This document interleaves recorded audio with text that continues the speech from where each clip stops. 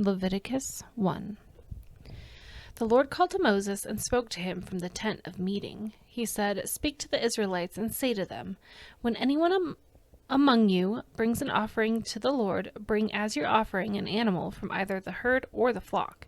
If the offering is a burnt offering from the herd, you are to offer a male without defect. You must present it at the entrance to the tent of meeting so that it will be acceptable to the Lord. You are to lay your hand on the head of the burnt offering, and it will be accepted on your behalf to make atonement for you. You are to slaughter the young bull before the Lord, and then Aaron's sons, the priests, shall bring the blood and splash it against the sides of the altar at the entrance to the tent of meeting. You are to skin the burnt offering and cut it into pieces. The sons of Aaron, the priest, are to put fire on the altar and arrange wood on the fire. Then Aaron's sons, the priests, shall arrange the pieces, including the head and the fat, on the wood that is burning on the altar. You are to wash the internal organs and the legs with water, and the priest is to burn all of it on the altar. It is a burnt offering, a food offering, an aroma pleasing to the Lord. If the offering is a burnt offering from the flock, from either the sheep or the goats, you are to offer a male without defect. You are to slaughter it at the north side of the altar before the Lord, and Aaron's sons the priests shall splash its blood against the sides of the altar. You are to cut it into pieces, and the priest shall arrange them, including the head and the fat, on the wood that is burning on the altar. You are to wash the internal organs and the legs with water, and the priest is to bring all of them and burn them on the altar.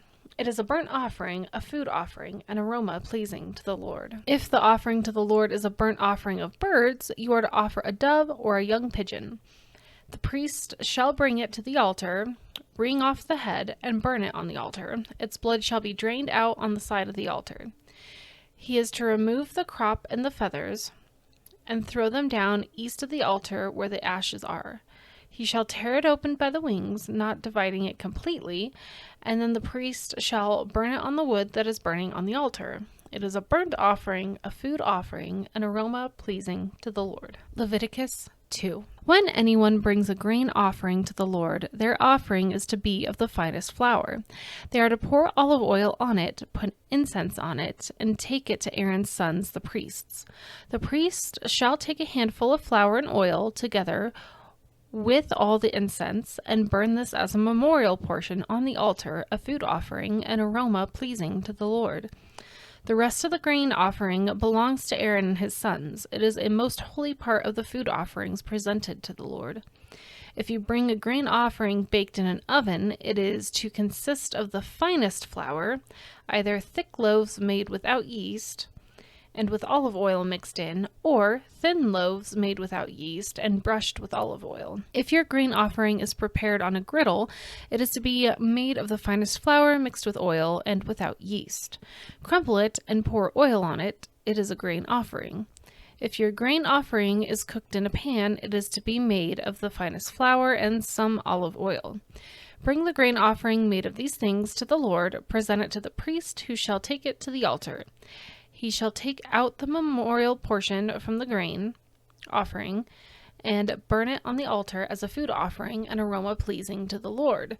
The rest of the grain offering belongs to Aaron and his sons. It is a most holy part of the food offering presented to the Lord. Every grain offering you bring to the Lord must be made without yeast, for you are not to burn any yeast or honey in a food offering presented to the Lord. You may bring them to the Lord as an offering of the first fruits, but they are not to be offered on your altar as a pleasing aroma. Season all your grain offerings with salt.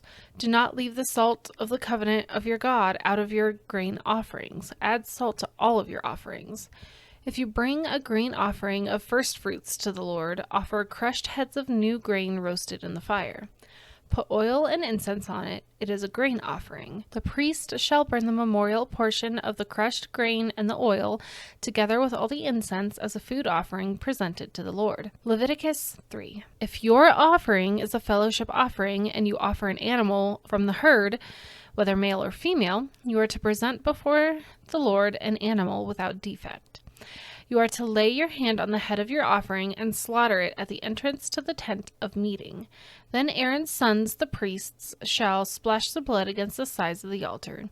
From the fellowship offering, you are to bring a food offering to the Lord, the internal organs and all the fat that is connected to them, both kidneys with the fat on them near the loins, and the long lobe of the liver, which you will remove with the kidneys. Then Aaron's sons are to burn it on the altar on top of the burnt offering that is lying on the burning wood. It is a food offering, an aroma pleasing to the Lord.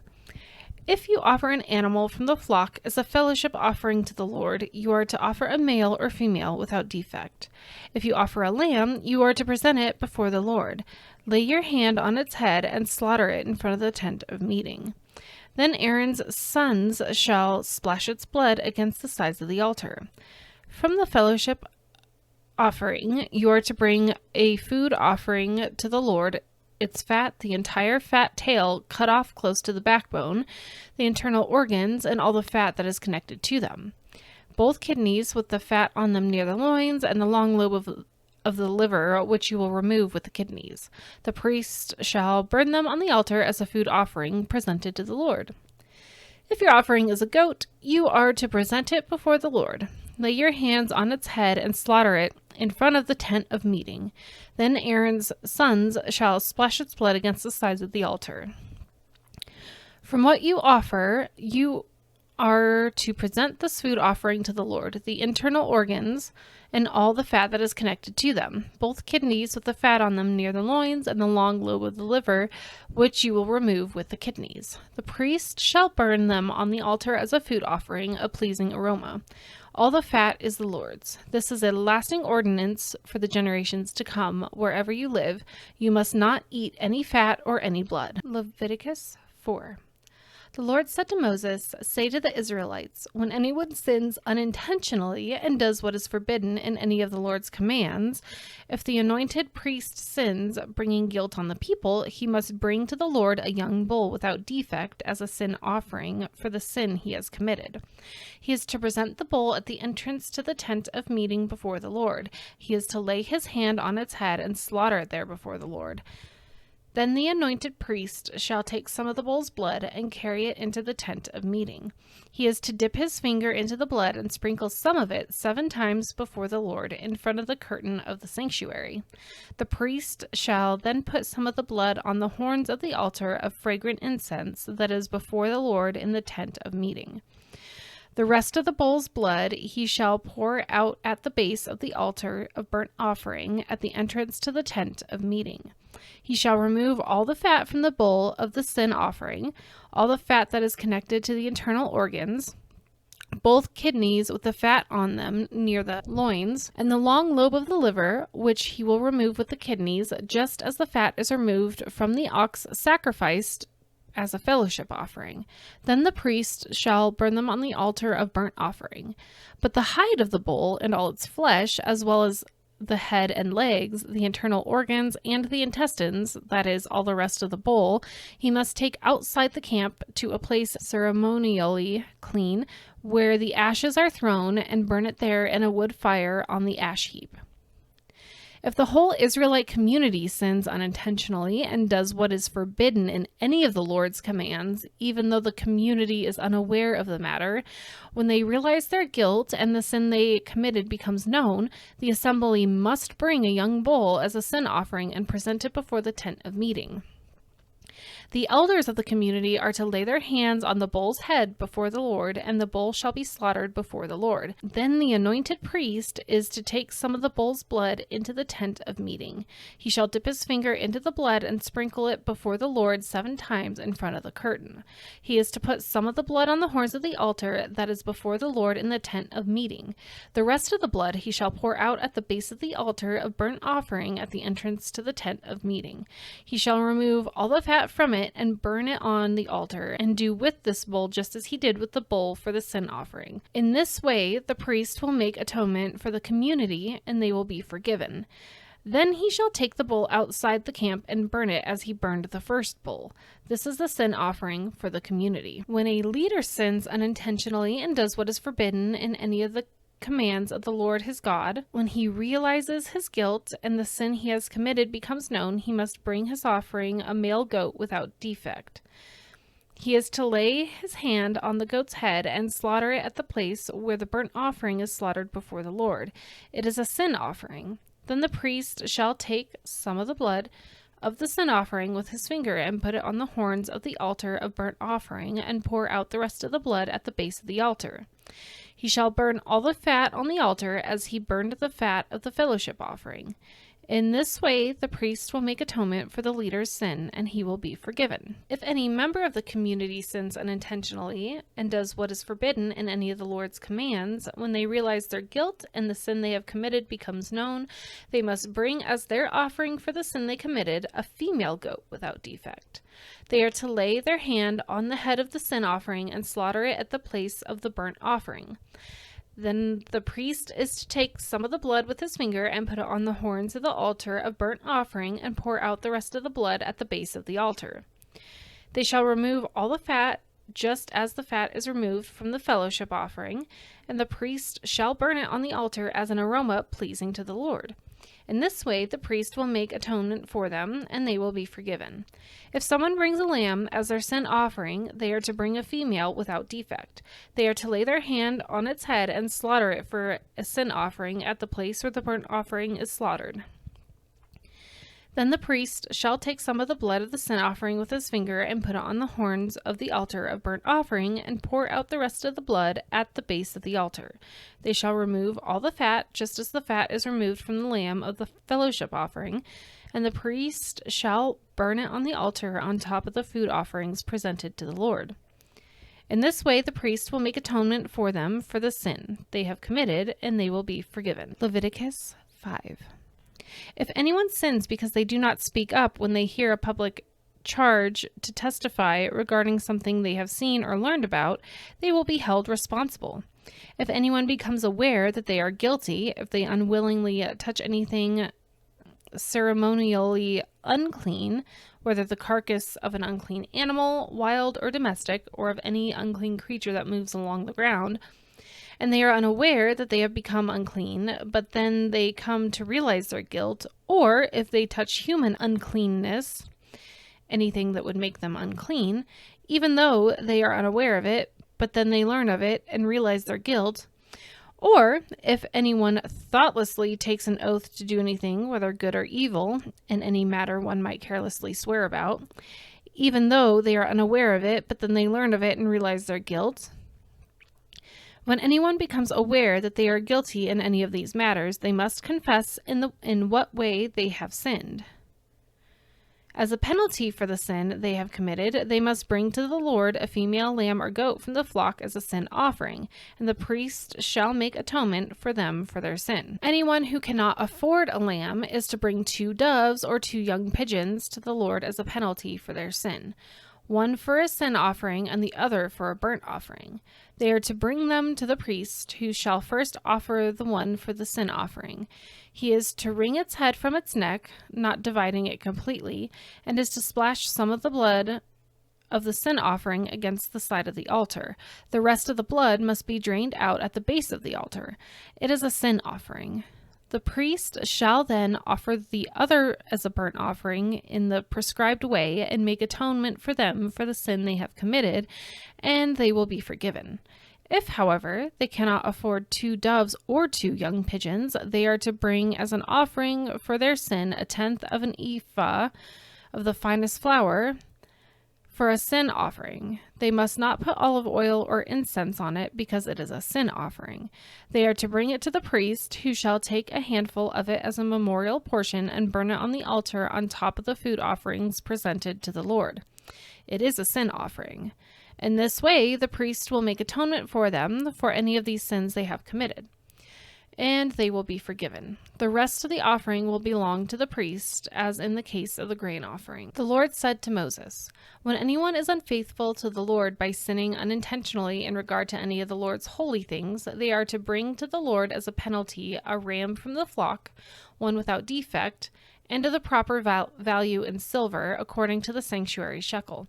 It is a guilt offering. They must make restitution for what they have failed to do in regard to the holy things, pay an additional penalty of 1/5 of its value, and give it all to the priest. The priest will make atonement for them with the ram as a guilt offering, and they will be forgiven. If anyone sins and does what is forbidden in any of the Lord's commands, even though they do not know it, they are guilty and will be held responsible. They are to bring to the priest as a guilt offering a ram from the flock, one without defect, and of the proper value. In this way, the priest will make atonement for them for the wrong they have committed unintentionally, and they will be forgiven. It is a guilt offering. They have been guilty of wrongdoing against the Lord. Leviticus 6. The Lord said to Moses, "If anyone sins and is unfaithful to the Lord by deceiving a neighbor about something entrusted to them or left in their care, or about something stolen, or if they cheat their neighbor, or if they find lost property and lie about it, or if they swear falsely about any such sin that people may commit, when they sin in any of these ways and realize their guilt, they must return what they have stolen or taken by extortion, or what was entrusted to them, or the lost property they found, or whatever it was they swore falsely about. They must make restitution in full, add 1/5 of the value to it, and give it to the owner on the day they present their guilt offering. And as a penalty, they must bring to the priest, that is, to the Lord, their guilt offering, a ram from the flock, one without defect and of the proper value. In this way, the priest will make atonement for them before the Lord, and they will be forgiven for any of the things they did that made them guilty. The Lord said to Moses, "Give Aaron and his sons this command. These are the regulations for the burnt offering. The burnt offering is to remain on the altar hearth throughout the night till morning, and the fire must be kept burning on the altar. The priest shall then put on his linen clothes with linen undergarments next to his body, and shall remove the ashes of the burnt offering that the fire has consumed on the altar, and place them beside the altar. Then he is to take off these clothes and put on others, and carry the ashes outside the camp to a place that is ceremonially clean. The fire on the altar must be kept burning. It must not go out. Every morning the priest is to add firewood and arrange the burnt offering on the fire and burn the fat of the fellowship offerings on it. The fire must be kept burning on the altar continuously. It must not go out. These are the regulations for the grain offering. Aaron's sons are to bring it before the Lord in front of the altar. The priest is to take a handful of the finest flour and some olive oil, together with all the incense on the grain offering, and burn the memorial portion on the altar as an aroma pleasing to the Lord. Aaron and his sons shall eat the rest of it, but it is to be eaten without yeast in the sanctuary area. They are to eat it in the courtyard of the tent of meeting. It must not be baked with yeast. I have given it as their share of the food offerings presented to me. Like the sin offering and the guilt offering, it must be holy. Any male descendant of Aaron may eat it. For all generations to come, it is his perpetual share of the food offering presented to the Lord. Whatever touches them will become holy. The Lord also said to Moses, "This is the offering Aaron and his sons are to bring to the Lord on the day he is anointed: 1/10 of an ephah of the finest flour as a regular grain offering, half of it in the morning and half in the evening. It must be prepared with oil on a griddle. Bring it well mixed and present the grain offering broken in pieces as an aroma pleasing to the Lord. The son who is to succeed him as anointed priest shall prepare it. It is the Lord's perpetual share and is to be burned completely. Every grain offering of a priest shall be burned completely. It must not be eaten." The Lord said to Moses, "Say to Aaron and his sons, these are the regulations for the sin offering. The sin offering is to be slaughtered before the Lord in the place the burnt offering is slaughtered. It is most holy. The priest who offers it shall eat it. It is to be eaten in the sanctuary area, in the courtyard of the tent of meeting. Whatever touches any of the flesh will become holy, and if any of the blood is spattered on a garment, you must wash it in the sanctuary area. The clay pot the meat is cooked in must be broken, but if it is cooked in a bronze pot, the pot is to be scoured and rinsed with water. Any male in a priest's family may eat it. It is most holy. But any sin offering whose blood is brought into the tent of meeting to make atonement in the holy place must not be eaten. It must be burned up. Leviticus 7. These are the regulations for the guilt offering, which is most holy. The guilt offering is to be slaughtered in the place where the burnt offering is slaughtered, and the blood is to be splashed against the sides of the altar. All its fat shall be offered, the fat tail and the fat that covers the internal organs, both kidneys with the fat on them near the loins, and the long lobe of the liver, which is to be removed with the kidneys. The priest shall burn them on the altar as a food offering presented to the Lord. It is a guilt offering. Any male in the priest's family may eat it, but it must be eaten in the sanctuary area. It is most holy. The same law applies to both the sin offering and the guilt offering. They belong to the priest who makes atonement with them. The priest who offers a burnt offering for anyone may keep its hide for himself. Every grain offering baked in an oven or cooked in a pan or on a griddle belongs to the priest who offers it, and every grain offering, whether mixed with olive oil or dry, belongs equally to all the sons of Aaron. These are the regulations for the fellowship offering anyone may present to the Lord. If they offer it as an expression of thankfulness, then along with this thank offering, they are to offer thick loaves made without yeast and with olive oil mixed in, thin loaves made without yeast and brushed with oil, and thick loaves of the finest flour, well kneaded and with oil mixed in. Along with their fellowship offering of thanksgiving, they are to present an offering with thick loaves of bread made with yeast. They are to bring one of each kind as an offering, a contribution to the Lord. It belongs to the priest who splashes the blood of the fellowship offering against the altar. The meat of their fellowship offering of thanksgiving must be eaten on the day it is offered.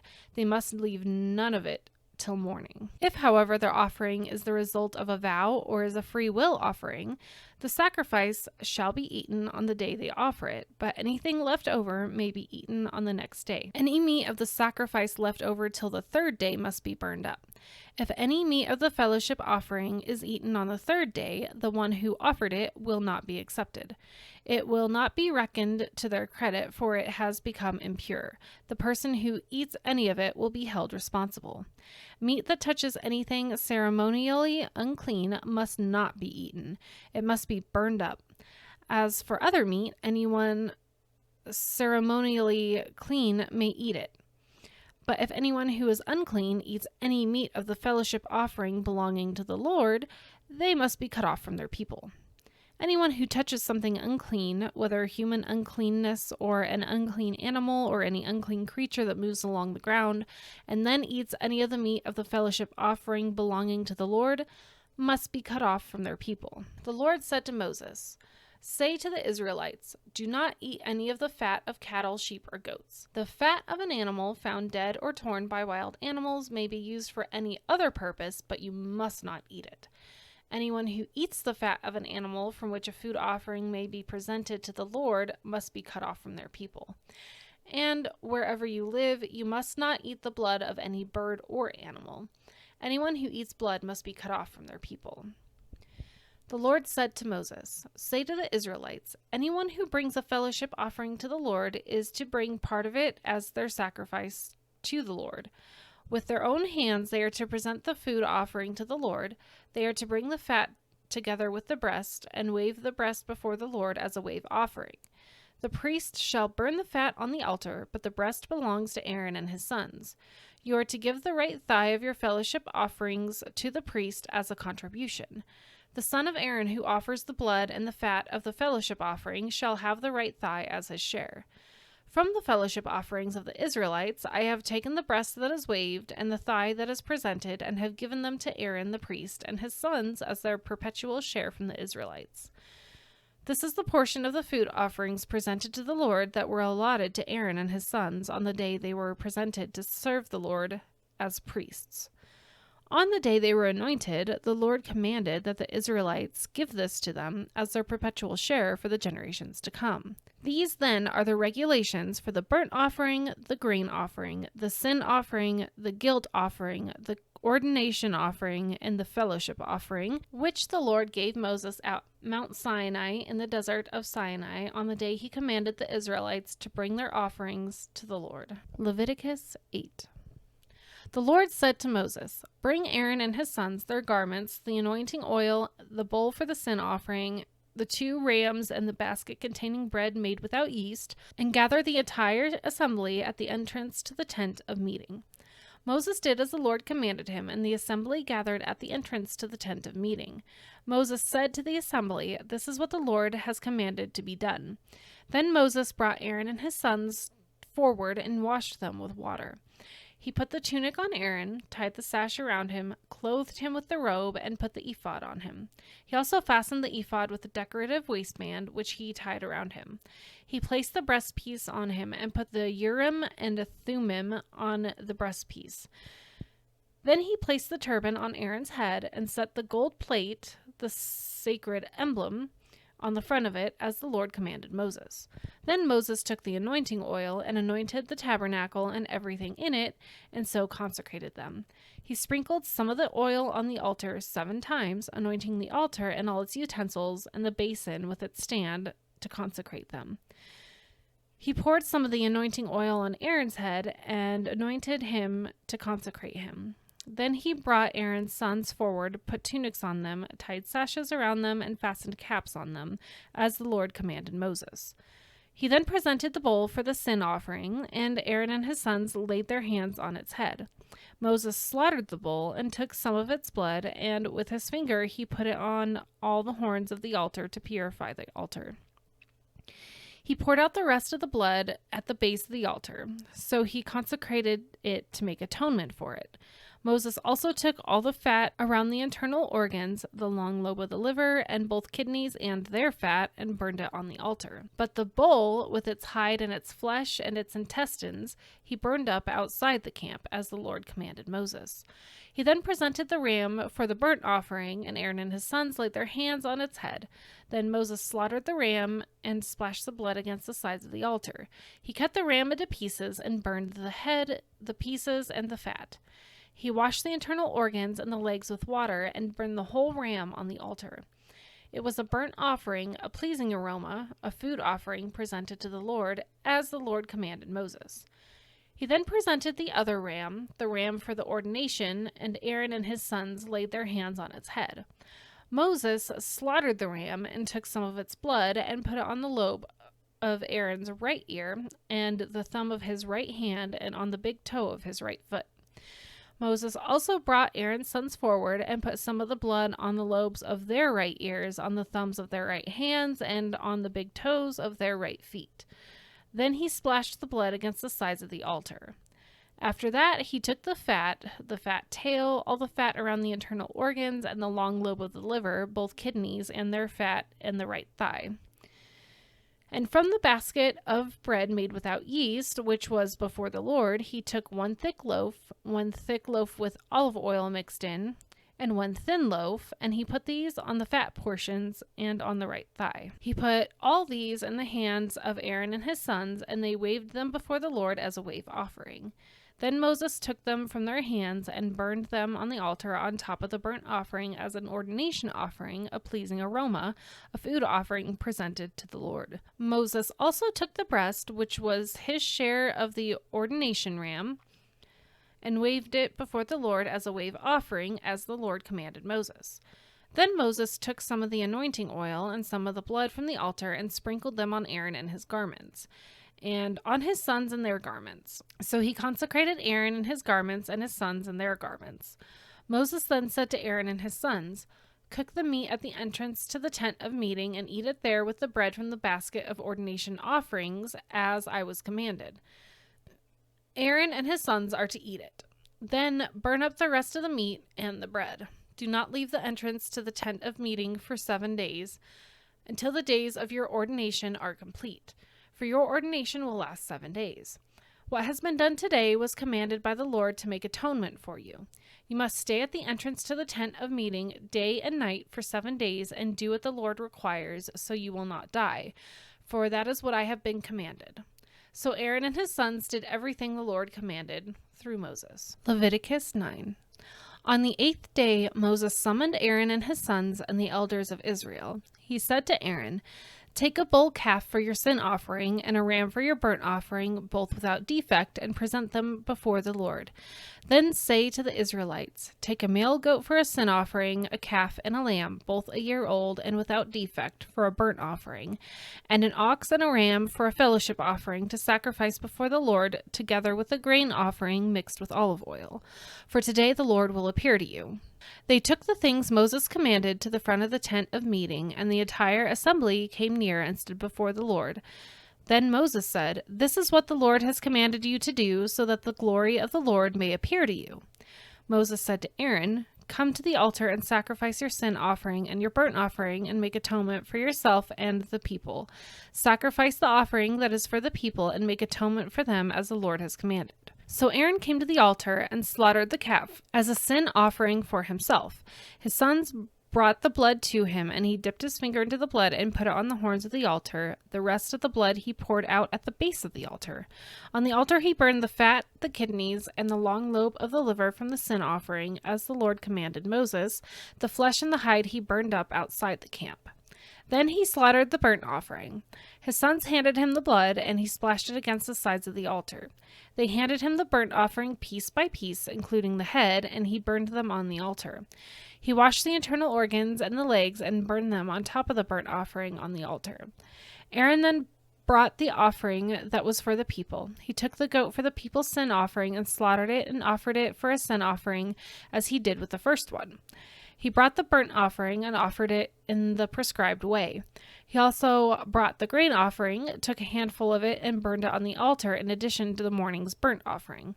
He slaughtered the ox and the ram as the fellowship offering for the people. His sons handed him the blood, and he splashed it against the sides of the altar. But the fat portions of the ox and the ram, the fat tail, the layer of fat, the kidneys, and the long lobe of the liver, these they laid on the breasts, and then Aaron burned the fat on the altar. Aaron waved the breasts and the right thigh for the Lord as a wave offering, as Moses commanded. Then Aaron lifted his hands toward the people and blessed them. And having sacrificed the sin offering, he burnt the burnt offering and the fellowship offering, he stepped down. Moses and Aaron went into the tent of meeting. When they came out, they blessed the people, and the glory of the Lord appeared to all the people. Fire came out from the presence of the Lord and consumed the burnt offering and the fat portions on the altar. And when all the people saw it, they shouted for joy and fell face down. Leviticus 10. Aaron's sons Nadab and Abihu took their censers, put fire in them, and added incense, and they offered unauthorized fire before the Lord, contrary to his command. So fire came out from the presence of the Lord and consumed them, and they died before the Lord. Moses then said to Aaron, "This is what the Lord spoke of when he said, 'Among those who approach me I will be proved holy. In the sight of all the people I will be honored.'" Aaron remained silent. Moses summoned Mishael and Elzaphan, sons of Aaron's uncle Uzziel, and said to them, "Come here, carry your cousins outside the camp away from the front of the sanctuary." So they came and carried them, still in their tunics, outside the camp as Moses ordered. Then Moses said to Aaron and his sons, Eleazar and Ithamar, "Do not let your hair become unkempt, and do not tear your clothes, or you will die, and the Lord will be angry with the whole community. But your relatives, all the Israelites, may mourn for those the Lord has destroyed by fire. Do not leave the entrance to the tent of meeting, or you will die, because the Lord's anointing oil is on you." So they did as Moses said. Then the Lord said to Aaron, "You and your sons are not to drink wine or other fermented drink whenever you go into the tent of meeting, or you will die. This is a lasting ordinance for the generations to come, so that you can distinguish between the holy and the common, between the unclean and the clean, and so you can teach the Israelites all the decrees the Lord has given them through Moses." Moses said to Aaron and his remaining sons, Eleazar and Ithamar, "Take the grain offering left over from the food offerings prepared without yeast and presented to the Lord, and eat it beside the altar, for it is most holy.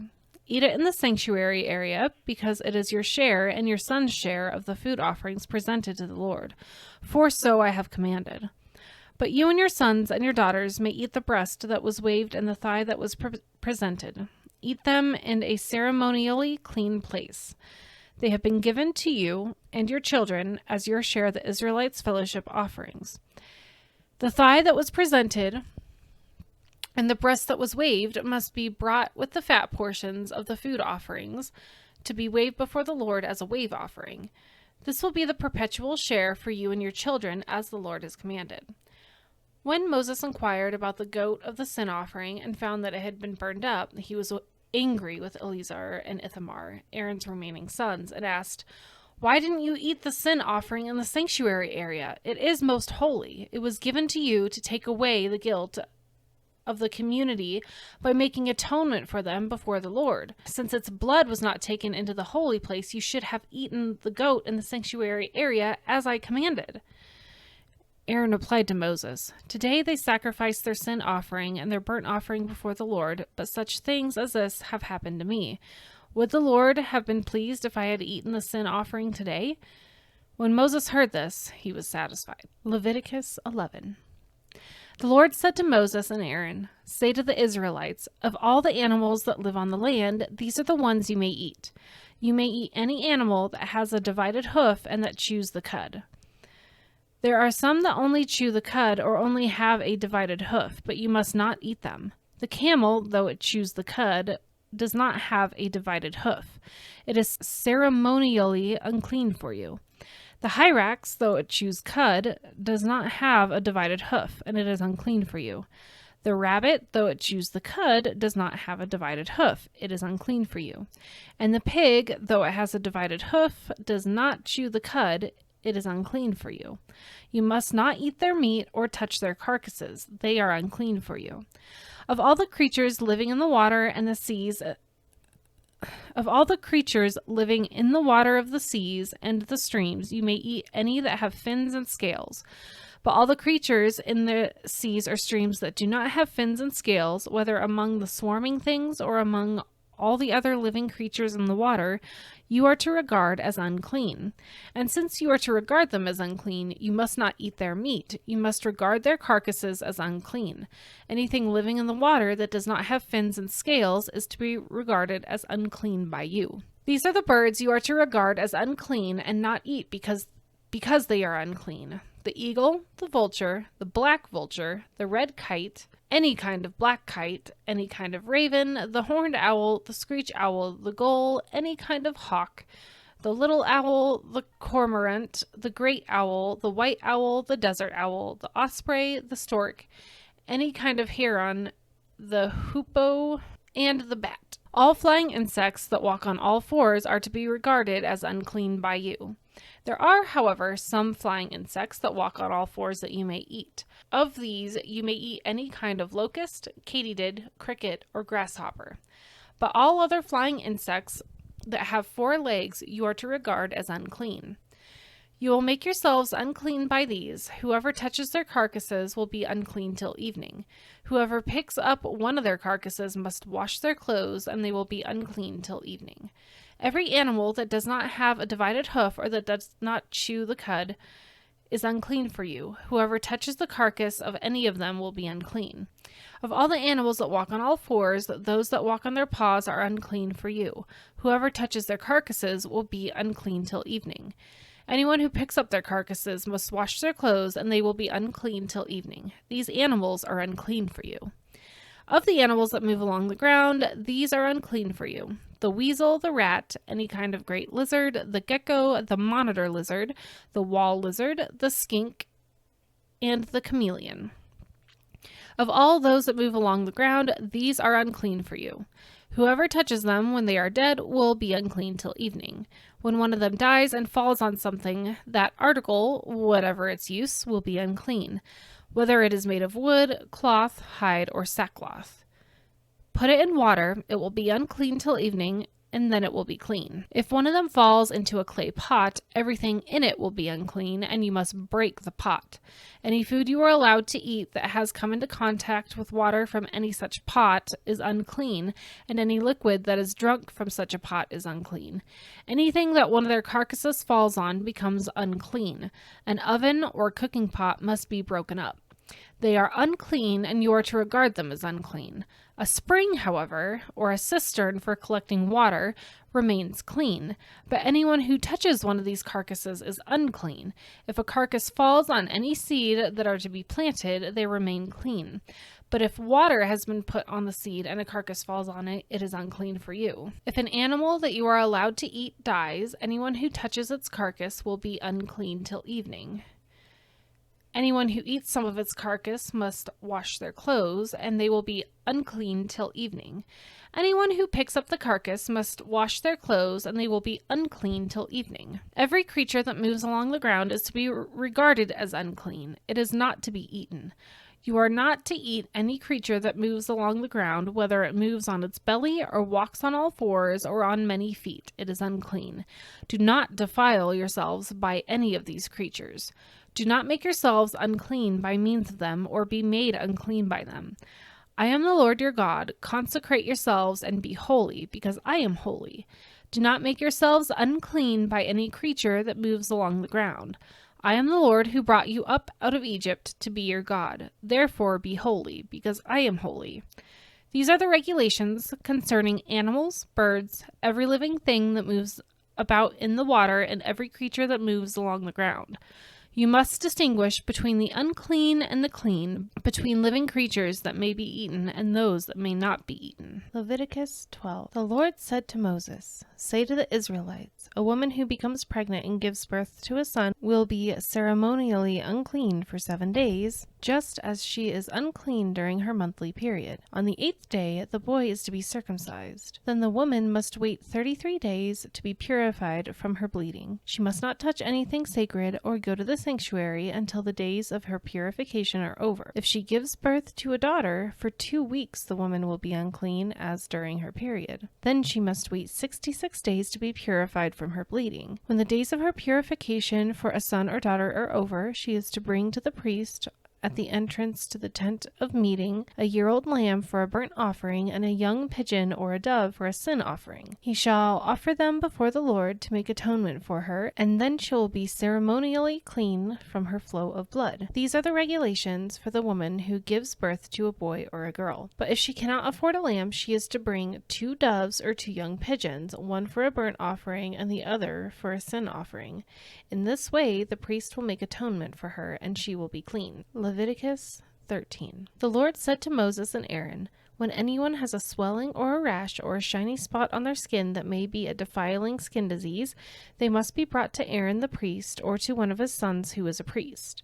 The priest is to examine the sore on the skin, and if the hair in the sore has turned white and the sore appears to be more than skin deep, it is a defiling skin disease. When the priest examines that person, he shall pronounce them ceremonially unclean.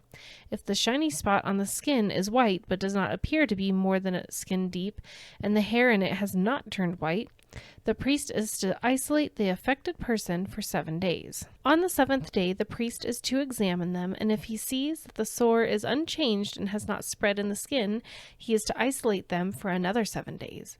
On the 7th day, the priest is to examine them again, and if the sore has faded and has not spread in the skin, the priest shall pronounce him unclean. It is only a rash. They must wash their clothes, and they will be clean. But if the rash does spread in the skin after they have shown themselves to the priest to be pronounced clean, they must appear before the priest again. The priest is to examine that person, and if the rash has spread in the skin, he shall pronounce them unclean. It is a defiling skin disease. When anyone has a defiling skin disease, they must be brought to the priest. The priest is to examine them, and if there is a white swelling in the skin that has turned the hair white, and if there is raw flesh in the swelling, it is a chronic skin disease, and the priest shall pronounce them unclean. He is not to isolate them, because they are already unclean. If the disease breaks out all over their skin, and so far as the priest can see, it covers all the skin of the affected person from head to foot, the priest is to examine them, and if the disease has covered their whole body, he shall pronounce them clean. Since it has all turned white, they are clean. But whenever raw flesh appears on them, they will be unclean. When the priest sees the raw flesh, he shall pronounce them unclean. The raw flesh is unclean. They have a defiling disease. If the raw flesh changes and turns white, they must go to the priest. The priest is to examine them, and if the sores have turned white, the priest shall pronounce the affected person clean. Then they will be clean. When someone has a boil on their skin and it heals, and in the place where the boil was, a white swelling or reddish white spot appears, they must present themselves to the priest. The priest is to examine it, and if it appears to be more than skin deep, and the hair in it has turned white, the priest shall pronounce that person unclean.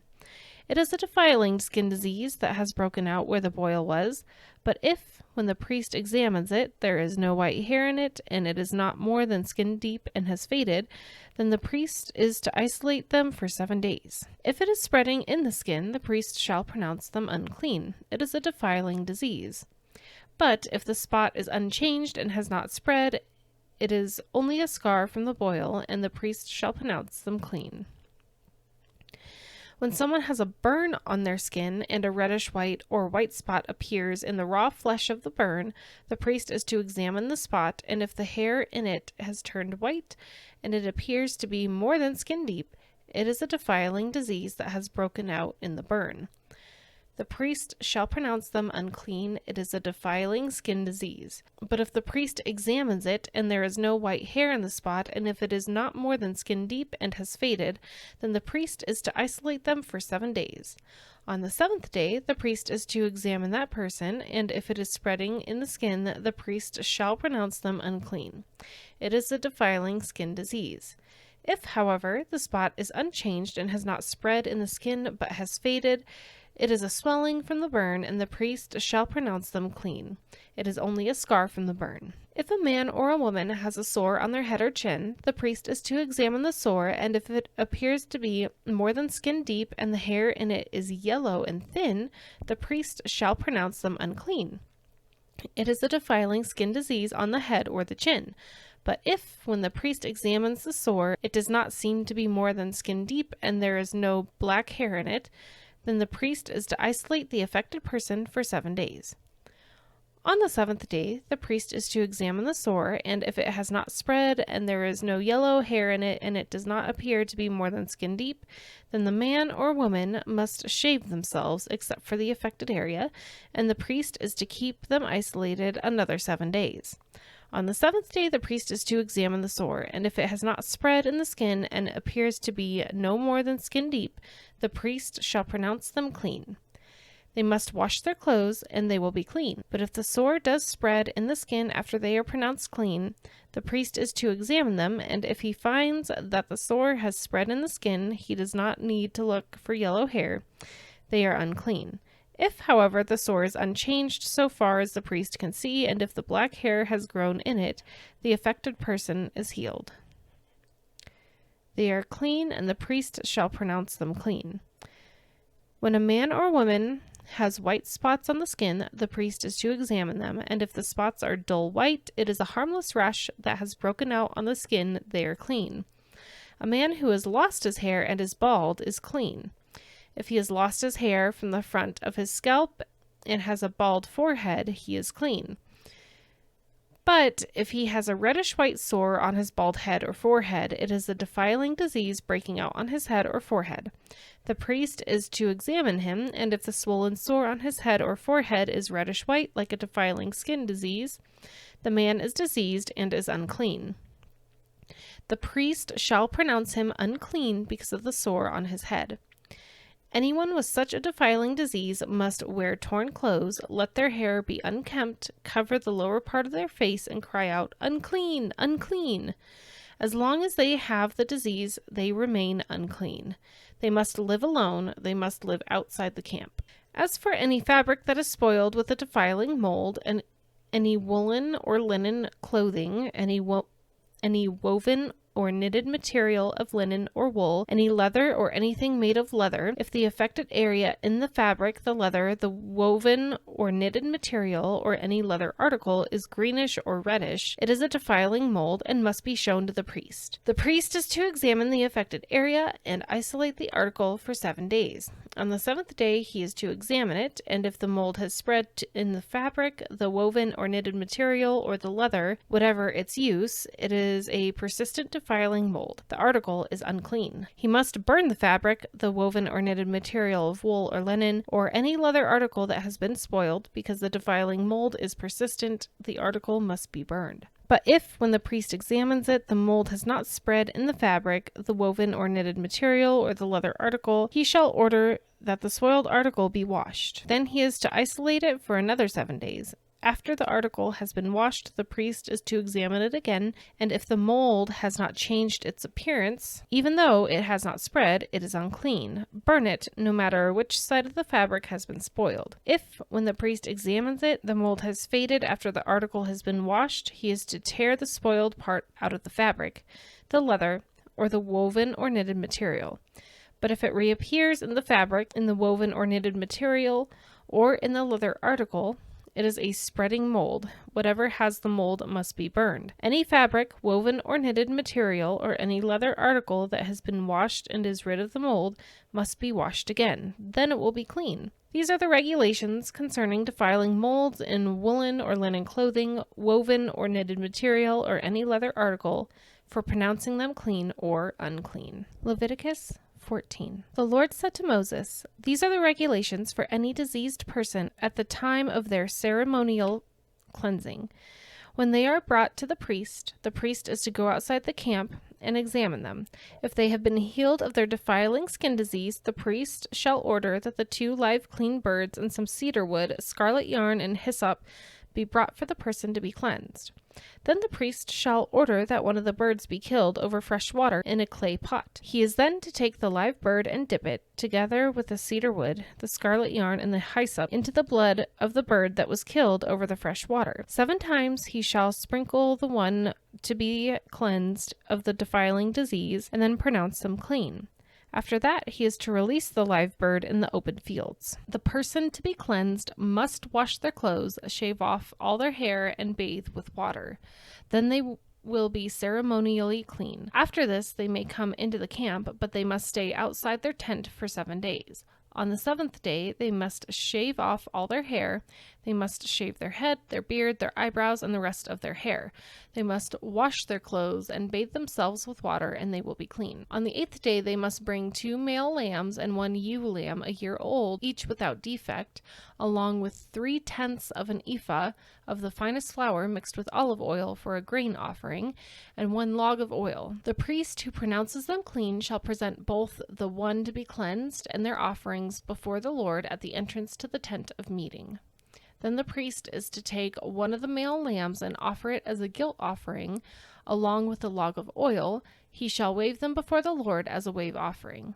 He is to slaughter the lamb in the sanctuary area where the skin offering and the burnt offering are slaughtered. Like the sin offering, the guilt offering belongs to the priest. It is most holy. The priest is to take some of the blood of the guilt offering and put it on the lobe of the right ear of the one to be cleansed, on the thumb of their right hand, and on the big toe of their right foot. The priest shall then take some of the log of oil, pour it in the palm of his own left hand, dip his right forefinger into the oil in his palm, and with his finger sprinkle some of it before the Lord 7 times. The priest is to put some of the oil remaining in his palm on the lobe of the right ear of the one to be cleansed, on the thumb of their right hand, and on the big toe of their right foot, on top of the blood of the guilt offering. The rest of the oil in his palm the priest shall put on the head of the one to be cleansed, and make atonement for them before the Lord. Then the priest is to sacrifice the sin offering and make atonement for the one to be cleansed from their uncleanness. After that, the priest shall slaughter the burnt offering and offer it on the altar together with the grain offering, and make atonement for them, and they will be clean. If, however, they are poor and cannot afford these, they must take 1 male lamb as a guilt offering to be waved to make atonement for them, together with 1/10 of an ephah of the finest flour mixed with olive oil for a grain offering, a log of oil, and 2 doves or 2 young pigeons, such as they can afford, one for a sin offering and the other for a burnt offering. On the 8th day they must bring them for their cleansing to the priest at the entrance to the tent of meeting before the Lord. The priest is to take the lamb for the guilt offering, together with the log of oil, and wave them before the Lord as a wave offering. He shall slaughter the lamb for the guilt offering, and take some of its blood and put it on the lobe of the right ear of the one to be cleansed, and on the thumb of their right hand, and on the big toe of their right foot. The priest is to pour some of the oil into the palm of his own left hand, and with his right forefinger sprinkle some of the oil from his palm 7 times before the Lord.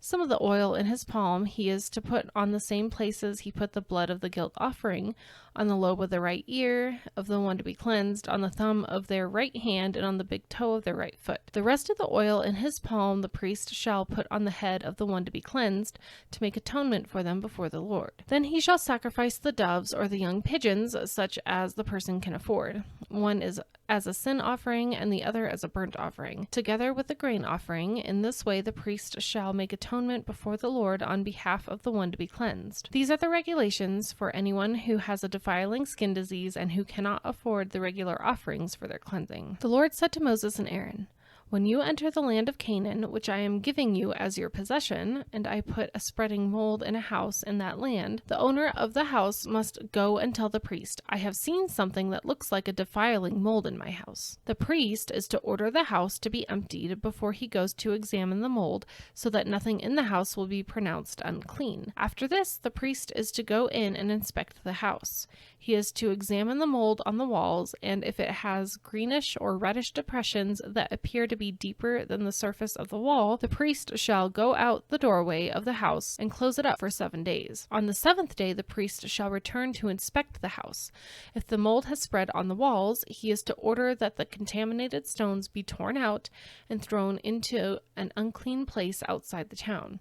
He must have all the inside walls of the house scraped, and the material that is scraped off dumped into an unclean place outside the town. Then they are to take other stones to replace these, and take new clay and plaster the house. If the defiling mold reappears in the house after the stones have been torn out and the house scraped and plastered, the priest is to go and examine it, and if the mold has spread in the house, it is a persistent defiling mold. The house is unclean. It must be torn down, its stones, timbers, and all the plaster, and taken out of the town to an unclean place. Anyone who goes into the house while it is closed up will be unclean till evening. Anyone who sleeps or eats in the house must wash their clothes. But if the priest comes to examine it, and the mold has not spread after the house has been plastered, he shall pronounce the house clean, because the defiling mold is gone. To purify the house, he is to take 2 birds and some cedar wood, scarlet yarn, and hyssop. He shall kill one of the birds over fresh water in a clay pot. Then he is to take the cedar wood, the hyssop, the scarlet yarn, and the live bird, dip them into the blood of the dead bird and the fresh water, and sprinkle the house 7 times. He shall purify the house with the bird's blood, the fresh water, the live bird, the cedar wood, the hyssop, and the scarlet yarn. Then he is to release the live bird in the open fields outside the town. In this way he will make atonement for the house, and it will be clean. These are the regulations for any defiling skin disease, for a sore, for defiling molds in fabric or in a house, and for a swelling, a rash, or a shiny spot, to determine when something is clean or unclean. These are the regulations for defiling skin diseases and defiling molds. Leviticus 15. The Lord said to Moses and Aaron, "Speak to the Israelites and say to them, when any man has an unusual bodily discharge, such a discharge is unclean. Whether it continues flowing from his body or is blocked, it will make him unclean. This is how his discharge will bring about uncleanness. Any bed the man with a discharge lies on will be unclean, and anything he sits on will be unclean. Anyone who touches his bed must wash their clothes and bathe with water, and they will be unclean till evening. Whoever sits on anything that the man with a discharge sat on must wash their clothes and bathe with water, and they will be unclean till evening. Whoever touches the man who has a discharge must wash their clothes and bathe with water, and they will be unclean till evening. If the man with the discharge spits on anyone who is clean, They must wash their clothes and bathe with water, and they will be unclean till evening. Everything the man sits on when riding will be unclean, and whoever touches any of the things that were under him will be unclean till evening.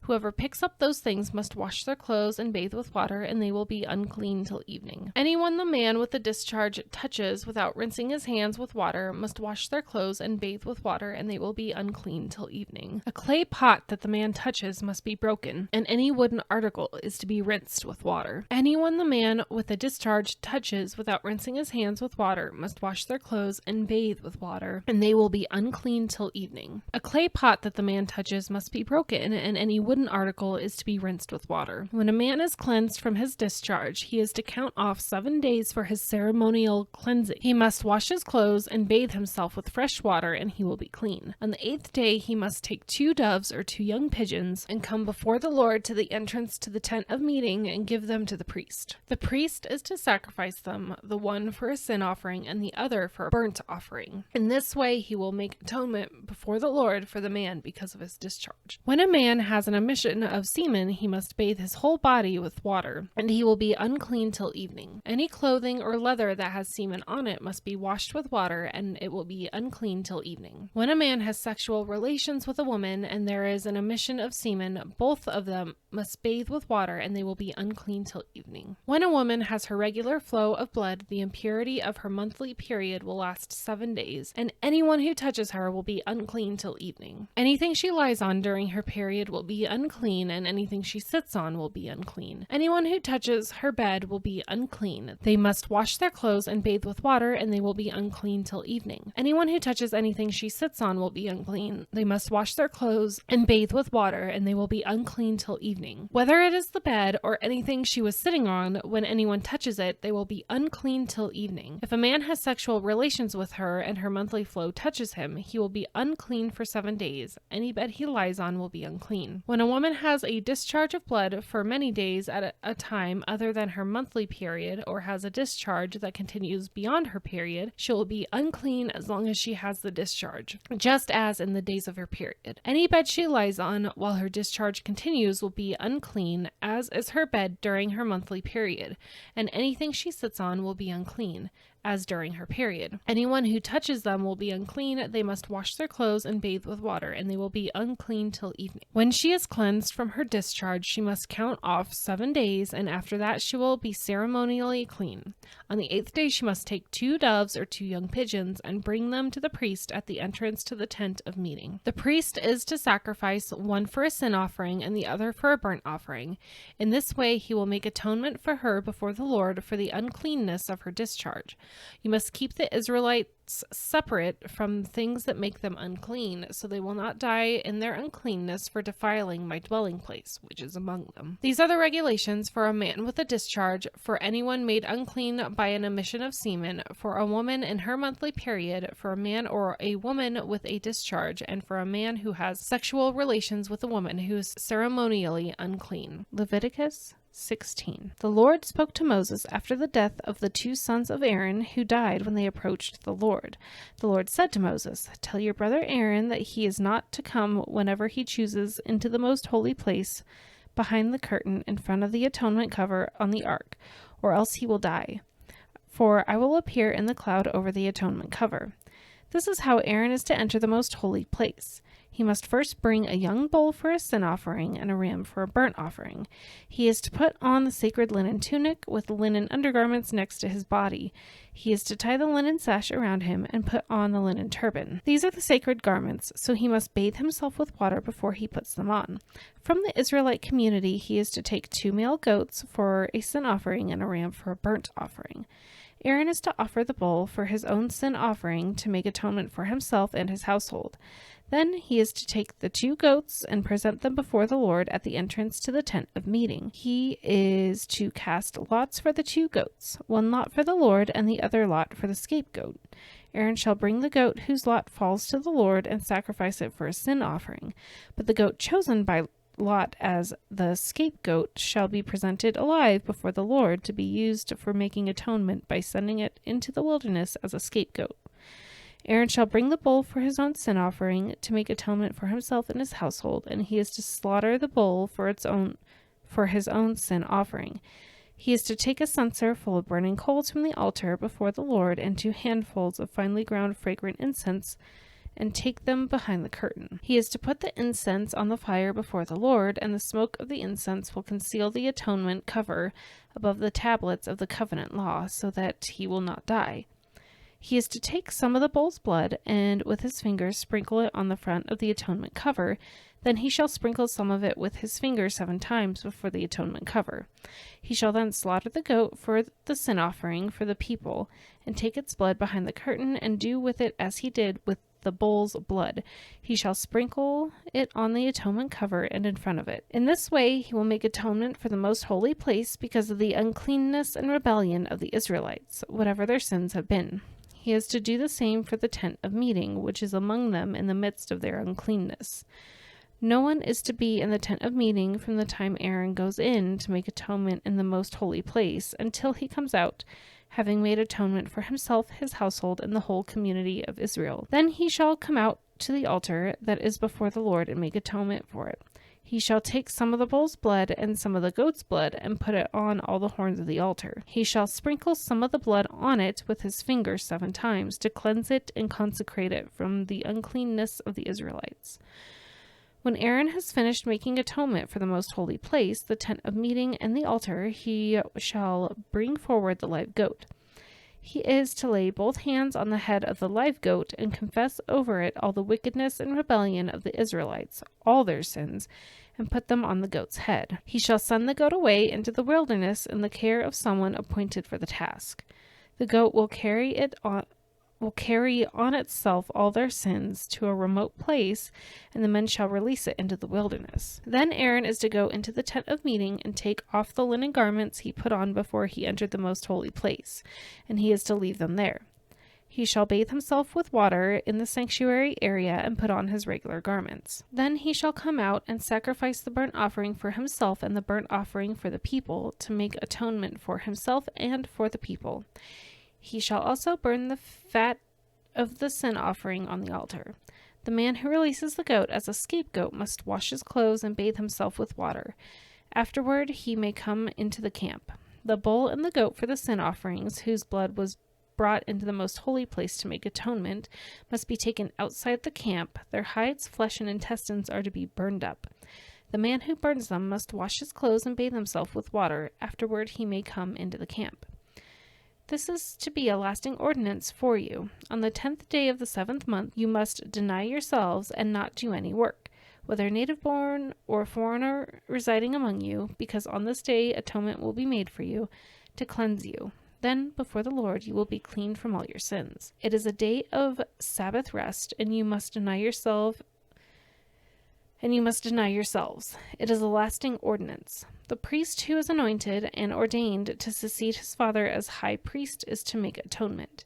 He is to put on the sacred linen garments and make atonement for the most holy place, for the tent of meeting and the altar, and for the priests and all the members of the community. This is to be a lasting ordinance for you. Atonement is to be made once a year for all the sins of the Israelites. And it was done as the Lord commanded Moses. Leviticus 17. The Lord said to Moses, "Speak to Aaron and his sons and to all the Israelites, and say to them, 'This is what the Lord has commanded. Any Israelite who sacrifices an ox, a lamb, or a goat in the camp or outside of it, instead of bringing it to the entrance to the tent of meeting to present it as an offering to the Lord in front of the tabernacle of the Lord, that person shall be considered guilty of bloodshed.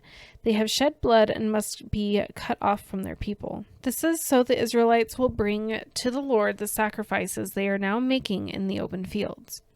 They must bring them to the priest, that is, to the Lord, at the entrance to the tent of meeting, and sacrifice them as fellowship offerings.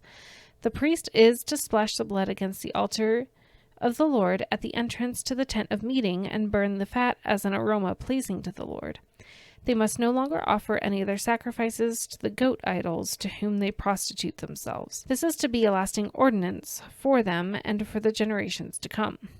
Say to them, any Israelite or any foreigner residing among them who offers a burnt offering or sacrifice and does not bring it to the entrance to the tent of meeting to sacrifice it to the Lord must be cut off from the people of Israel. I will set my face against any Israelite or any foreigner residing among them who eats blood, and I will cut them off from the people.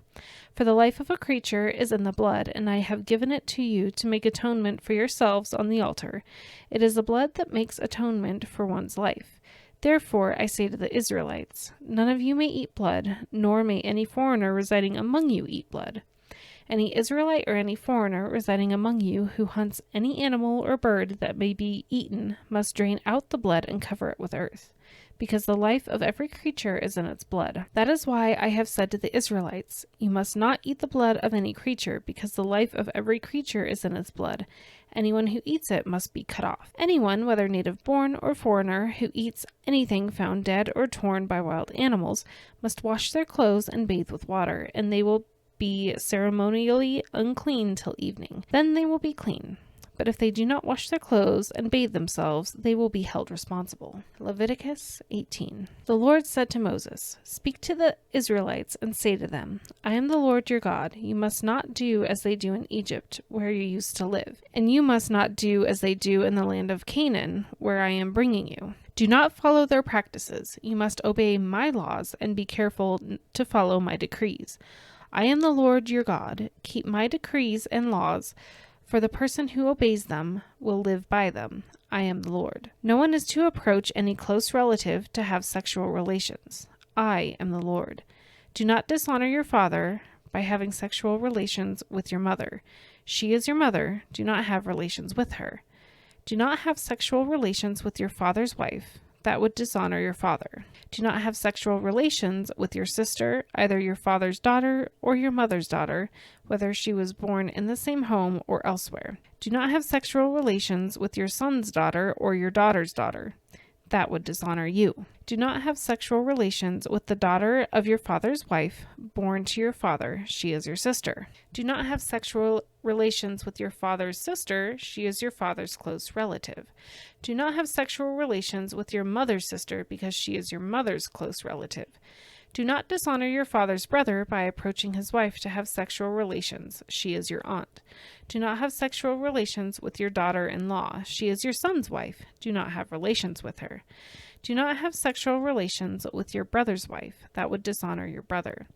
Do not have sexual relations with both a woman and her daughter. Do not have sexual relations with either her son's daughter or her daughter's daughter. They are her close relatives. That is wickedness.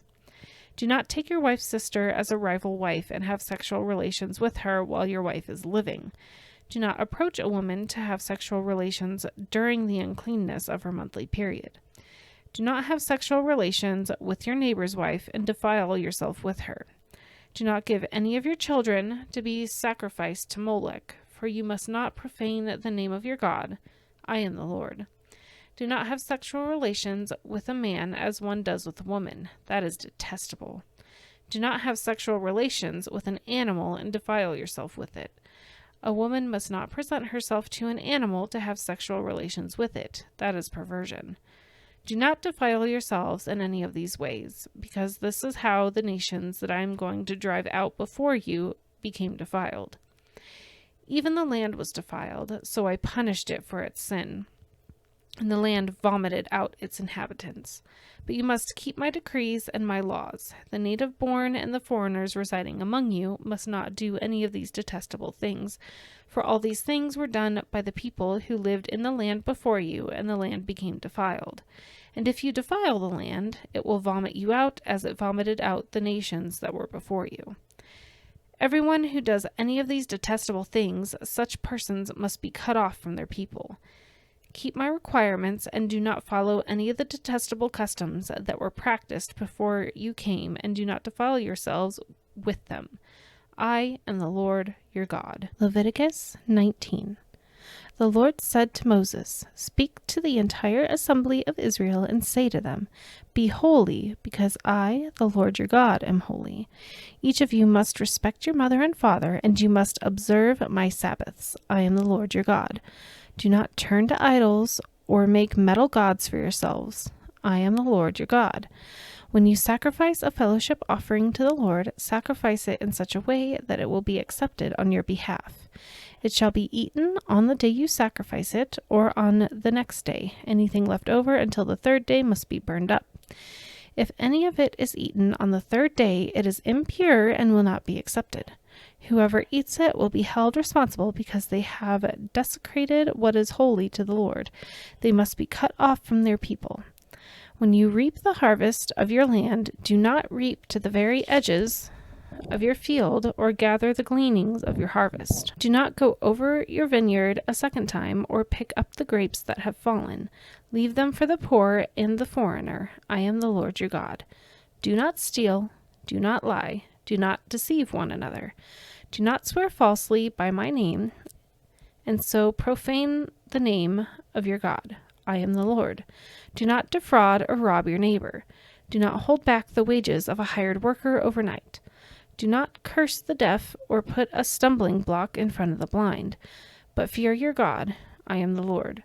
Do not pervert justice. Do not show partiality to the poor or favoritism to the great, but judge your neighbors fairly. Do not go about spreading slander among your people. Do not do anything that endangers your neighbor's life. I am the Lord. Do not hate a fellow Israelite in your heart. Rebuke your neighbor frankly so you will not share in their guilt. Do not seek revenge or bear a grudge against anyone among your people, but love your neighbor as yourself. I am the Lord. Keep my decrees. Do not mate different kinds of animals. Do not plant your field with two kinds of seed. Do not wear clothing woven of two kinds of material. If a man sleeps with a female slave who is promised to another man, but who has not been ransomed or given her freedom, there must be due punishment. Yet they are not to be put to death, because she had not been freed. The man, however, must bring a ram to the entrance to the tent of meeting for a guilt offering to the Lord. With the ram of the guilt offering, the priest is to make atonement for him before the Lord for the sin he has committed, and his sin will be forgiven. When you enter the land and plant any kind of fruit tree, regard its fruit as forbidden. For 3 years you are to consider it forbidden. It must not be eaten. In the 4th year, all the fruit will be holy, an offering of praise to the Lord. But in the 5th year you may eat its fruit. In this way your harvest will be increased. I am the Lord your God. Do not eat any meat with the blood still in it. Do not practice divination or seek omens. Do not cut the hair at the sides of your head or clip off the edges of your beard. Do not cut your bodies for the dead or put tattoo marks on yourselves. I am the Lord. Do not degrade your daughter by making her a prostitute, or the land will turn to prostitution and be filled with wickedness. Observe my Sabbaths and have reverence for my sanctuary. I am the Lord. Do not turn to mediums or seek out spiritists, for you will be defiled by them. I am the Lord your God. Stand up in the presence of the aged. Show respect for the elderly and revere your God. I am the Lord. When a foreigner resides among you in your land, do not mistreat them. The foreigner residing among you must be treated as your native born. Love them as yourself, for you were foreigners in Egypt. I am the Lord your God. Do not use dishonest standards when measuring length, weight, or quantity. Use honest scales and honest weights, an honest ephah and an honest hin. I am the Lord your God who brought you out of Egypt. Keep all my decrees and all my laws and follow them. I am the Lord. Leviticus 20. The Lord said to Moses, say to the Israelites, any Israelite or any foreigner residing in Israel who sacrifices any of his children to Molech is to be put to death. The members of the community are to stone him. I myself will set my face against him and will cut him off from his people, for by sacrificing his children to Molech he has defiled my sanctuary and profaned my holy name. If the members of the community close their eyes when that man sacrifices one of his children to Molech, and if they fail to put him to death, I myself will set my face against him and his family and will cut them off from their people, together with all who follow him in prostituting themselves to Molech. I will set my face against anyone who turns to mediums and spiritists to prostitute themselves by following them, and I will cut them off from their people. Consecrate yourselves and be holy, because I am the Lord your God. Keep my decrees and follow them. I am the Lord who makes you holy. Anyone who curses their father or mother is to be put to death. Because they have cursed their father or mother, their blood will be on their own head.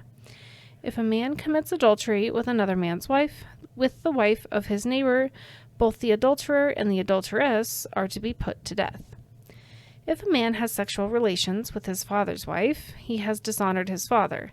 Both the man and the woman are to be put to death. Their blood will be on their own heads. If a man has sexual relations with his daughter-in-law, both of them are to be put to death.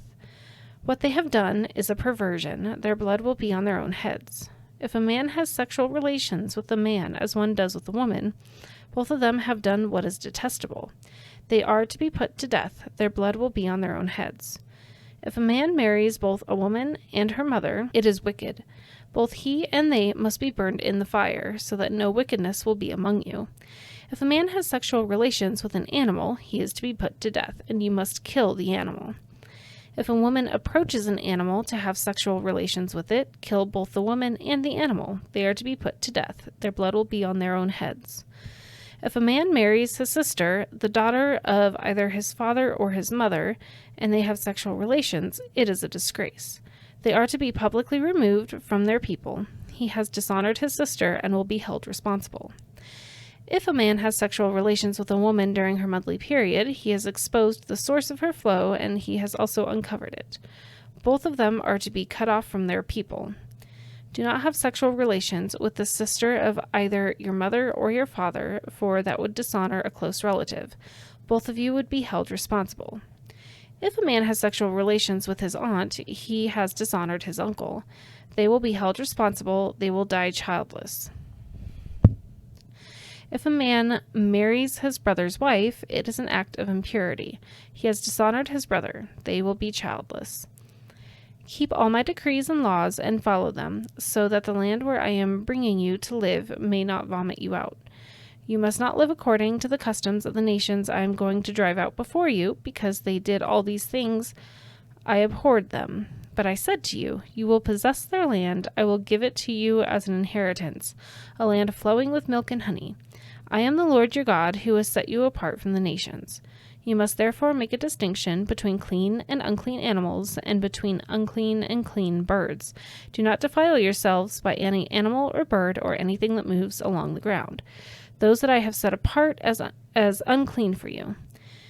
You are to be holy to me, because I, the Lord, am holy, and I have set you apart from the nations to be my own. A man or woman who is a medium or spiritist among you must be put to death.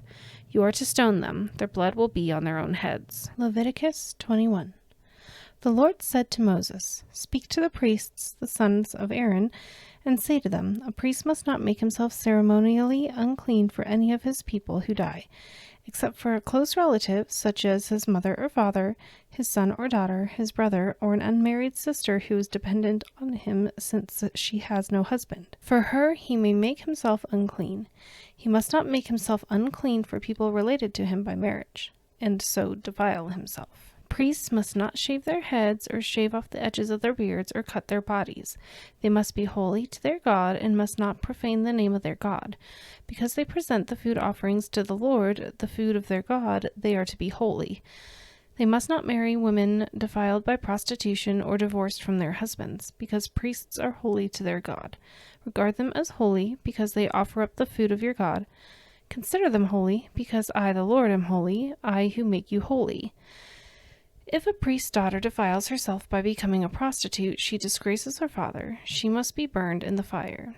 The high priest, the one among his brothers who has had the anointing oil poured on his head and who has been ordained to wear the priestly garments, must not let his hair become unkempt or tear his clothes. He must not enter a place where there is a dead body. He must not make himself unclean even for his father or mother, nor leave the sanctuary of his God or desecrate it, because he has been desecrated by the anointing oil of his God. I am the Lord. The woman he marries must be a virgin. He must not marry a widow, a divorced woman, or a woman defiled by prostitution, but only a virgin from his own people, so that he will not defile his offspring among his people. I am the Lord who makes him holy. The Lord said to Moses, Say to Aaron, For the generations to come, none of your descendants who has a defect may come near to offer the food of his God. No man who has any defect may come near, no man who is blind or lame, disfigured or deformed, no man with a crippled foot or hand, or who is a hunchback or a dwarf, or who has any eye defect, or who has festering or running sores or damaged testicles. No descendant of Aaron the priest who has any defect is to come near to present the food offerings to the Lord. He has a defect. He must not come near to offer the food of his God. He may eat the most holy food of his God, as well as the holy food, yet because of his defect, he must not go near the curtain or approach the altar, and so desecrate my sanctuary. I am the Lord who makes them holy. So Moses told this to Aaron and his sons and to all the Israelites. Leviticus 22. The Lord said to Moses, "Tell Aaron and his sons to treat with respect the sacred offerings the Israelites consecrate to me, so they will not profane my holy name. I am the Lord. Say to them, for the generations to come, if any of your descendants is ceremonially unclean and yet comes near the sacred offerings that the Israelites consecrate to the Lord, that person must be cut off from my presence. I am the Lord. If a descendant of Aaron has a defiling skin disease or a bodily discharge, he may not eat the sacred offerings until he is cleansed. He will also be unclean if he touches something defiled by a corpse or by anyone who has an emission of semen, or if he touches any crawling thing that makes him unclean, or any person who makes him unclean, whatever the uncleanness may be. The one who touches any such thing will be unclean till evening. He must not eat any of the sacred offerings unless he has bathed himself with water. When the sun goes down, he will be clean, and after that he may eat the sacred offerings, for they are his food. He must not eat anything found dead or torn by wild animals, and so become unclean through it. I am the Lord. The priests are to perform my service in such a way that they do not become guilty and die for treating it with contempt. I am the Lord who makes them holy. No one outside a priest's family may eat the sacred offering, nor may the guest of a priest or his hired worker eat it.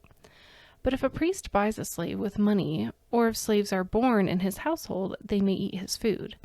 If a priest's daughter marries anyone other than a priest, she may not eat any of the sacred contributions.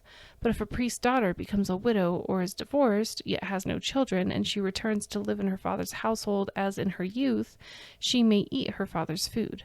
No unauthorized person, however, may eat it. Anyone who eats a sacred offering by mistake must make restitution to the priest for the offering and add a fifth of the value to it.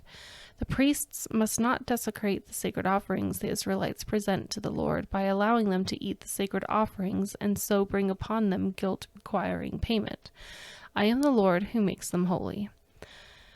The Lord said to Moses, "Speak to Aaron and his sons and to all the Israelites and say to them, if any of you, whether an Israelite or a foreigner residing in Israel, presents a gift for a burnt offering to the Lord, either to fulfill a vow or as a freewill offering, you must present a male without defect from the cattle, sheep, or goats in order that they may be accepted on your behalf. Do not bring anything with a defect, because it will not be accepted on your behalf. When anyone brings from the herd or flock a fellowship offering to the Lord to fulfill a special vow or as a free will offering, it must be without defect or blemish to be acceptable. Do not offer to the Lord the blind, the injured, or the maimed, or anything with warts or festering or running sores. Do not place any of these on the altar as a food offering presented to the Lord. You may, however, present as a freewill offering an ox or a sheep that is deformed or stunted, but it will not be accepted in fulfillment of a vow. You must not offer the Lord an animal whose testicles are bruised, crushed, torn, or cut. You must not do this in your own land, and you must not accept such animals from the hand of a foreigner and offer them as the food of your God. They will not be accepted on your behalf, because they are deformed and have defects. The Lord said to Moses, when a calf, a lamb, or a goat is born, it is to remain with its mother for 7 days. From the 8th day on, it will be acceptable as a food offering presented to the Lord. Do not slaughter a cow or a sheep and its young on the same day. When you sacrifice a thank offering to the Lord, sacrifice it in such a way that it will be accepted on your behalf. It must be eaten that same day. Leave none of it till morning. I am the Lord. Keep my commands and follow them. I am the Lord. Do not profane my holy name, for I must be acknowledged as holy by the Israelites. I am the Lord who made you holy and who brought you out of Egypt to be your God. I am the Lord. Leviticus 23. The Lord said to Moses, "Speak to the Israelites and say to them, these are my appointed festivals, the appointed festivals of the Lord, which you are to proclaim as sacred assemblies. There are 6 days when you may work, but the 7th day is a day of Sabbath rest, a day of sacred assembly. You are not to do any work. Wherever you live, it is a Sabbath to the Lord. These are the Lord's appointed festivals, the sacred assemblies you are to proclaim at their appointed times. The Lord's Passover begins at twilights on the 14th day of the first month. On the 15th day of that month, the Lord's festival of unleavened bread begins. For 7 days you must eat bread made without yeast. On the first day hold a sacred assembly and do no regular work. For 7 days present a food offering to the Lord, and on the 7th day hold a sacred assembly and do no regular work. The Lord said to Moses, "Speak to the Israelites and say to them, when you enter the land I am going to give you, and you reap its harvest, bring to the priest a sheaf of the first grain you harvest. He is to wave the sheaf before the Lord so it will be accepted on your behalf. The priest is to wave it on the day after the Sabbath. On the day you wave the sheaf, you must sacrifice as a burnt offering to the Lord a lamb a year old without defect, together with its grain offering of 2/10 of an ephah of the finest flour mixed with olive oil, a food offering presented to the Lord, a pleasing aroma, and its drink offering 1/4 of a hin of wine. You must not eat any bread or roasted or new grain until the very day you bring this offering to your God. This is to be a lasting ordinance for the generations to come wherever you live. From the day after the Sabbath, the day you brought the sheaf of the wave offering, count off 7 full weeks.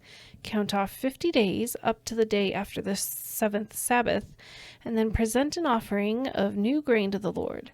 From wherever you live, bring 2 loaves made of 2/10 of an ephah of the finest flour baked with yeast, as a wave offering of first fruits to the Lord.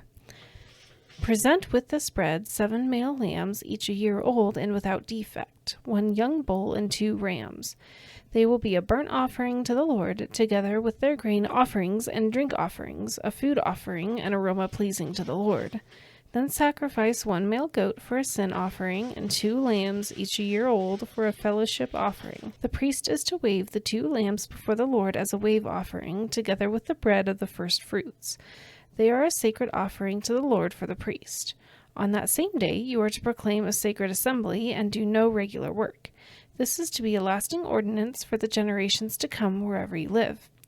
When you reap the harvest of your land, do not reap the very edges of your field or gather the gleanings of your harvest.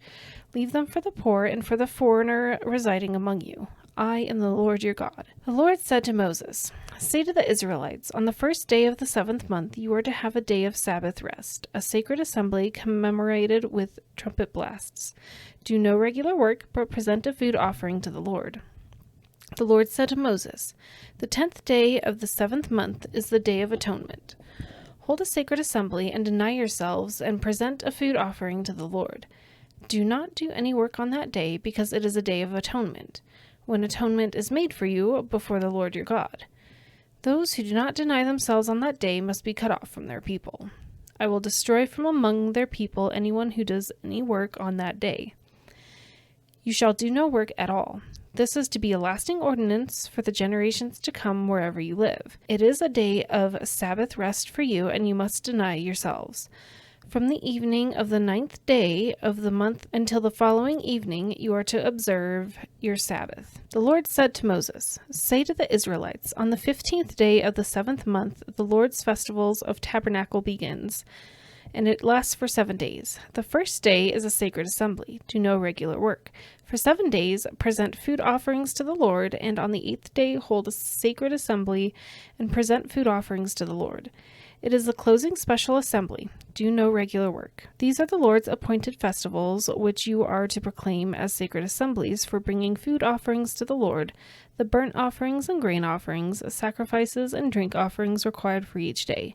These offerings are in addition to those for the Lord's Sabbaths, and in addition to your gifts whatever you have vowed, and all the freewill offerings you give to the Lord. So beginning with the 15th day of the 7th month after you have gathered the crops of the land, celebrate the festival to the Lord for 7 days. The first day is a day of Sabbath rest, and the 8th day also is a day of Sabbath rest. On the first day you are to take branches from luxuriant trees, from palms, willows, and other leafy greens, and rejoice before the Lord your God for 7 days. Celebrate this as a festival to the Lord for 7 days each year. This is to be a lasting ordinance for the generations to come. Celebrate it in the 7th month. Live in temporary shelters for 7 days. All native-born Israelites are to live in such shelters, so your descendants will know that I had the Israelites live in temporary shelters when I brought them out of Egypt. I am the Lord your God. So Moses announced to the Israelites the appointed festivals of the Lord. Leviticus 24. The Lord said to Moses, "Command the Israelites to bring you clear oil of pressed olives for the light so that the lamps may be kept burning continually. Outside the curtain that shields the ark of the covenant law in the tent of meeting, Aaron is to tend the lamps before the Lord from evening till morning continually. This is to be a lasting ordinance for the generations to come. The lamps on the pure gold lampstand before the Lord must be tended continually. Take the finest flour and bake 12 loaves of bread, using 2/10 of an ephah for each loaf. Arrange them in 2 stacks, 6 in each stack, on the table of pure gold before the Lord. By each stack, put some pure incense as a memorial portion to represent the bread and to be a food offering presented to the Lord. The bread is to be set out before the Lord regularly, Sabbath after Sabbath, on behalf of the Israelites as a lasting covenant. It belongs to Aaron and his sons, who are to eat it in the sanctuary area, because it is a most holy part of their perpetual share of the food offerings presented to the Lord. Now the son of an Israelite mother and an Egyptian father went out among the Israelites, and a fight broke out in the camp between him and the Israelite. The son of the Israelite woman blasphemed the name with a curse. So they brought him to Moses. His mother's name was Shelomith, the daughter of Dibri and Danite. They put him in custody until the will of the Lord should be made clear to them. Then the Lord said to Moses, "Take the blasphemer outside the camp. All those who heard him are to lay their hands on his head, and the entire assembly is to stone him. Say to the Israelites, anyone who curses their God will be held responsible. Anyone who blasphemes the name of the Lord is to be put to death. The entire assembly must stone them. Whether foreigner or native born, when they blaspheme the name, they are to be put to death. Anyone who takes the life of a human being is to be put to death. Anyone who takes the life of someone's animal must make restitution, life for life. Anyone who injures their neighbor is to be injured in the same manner. Fracture for fracture, eye for eye, tooth for tooth. The one who has inflicted the injury must suffer the same injury. Whoever kills an animal must make restitution, but whoever kills a human being is to be put to death. You are to have the same law for the foreigner and the native born. I am the Lord your God." Then Moses spoke to the Israelites, and they took the blasphemer outside the camp and stoned him. The Israelites did as the Lord commanded Moses. Leviticus 25. The Lord said to Moses at Mount Sinai, "Speak to the Israelites and say to them, when you enter the land I am going to give you, the land itself must observe a Sabbath to the Lord. For 6 years sow your fields, and for 6 years prune your vineyards and gather their crops. But in the 7th year the land is to have a year of Sabbath rest, a Sabbath to the Lord. Do not sow your fields or prune your vineyards. Do not reap what grows of itself or harvest the grapes of your untended vines.